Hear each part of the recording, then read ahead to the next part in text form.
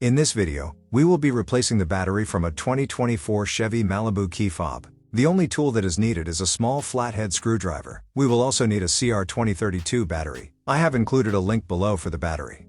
The first step is to remove the mechanical key by pushing the release tab on the side of casing and pulling out the key. Next, separate the shell using the mechanical key. Pry open the shell by gently twisting the mechanical key into the key slot. Gently pry open the case. Next, take out the battery out of its slot using a small screwdriver.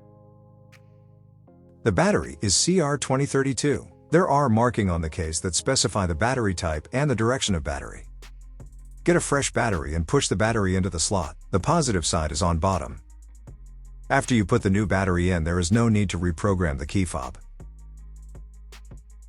The last step is to put the two halves back and gently squeeze them in place. Start at the bottom side of the key.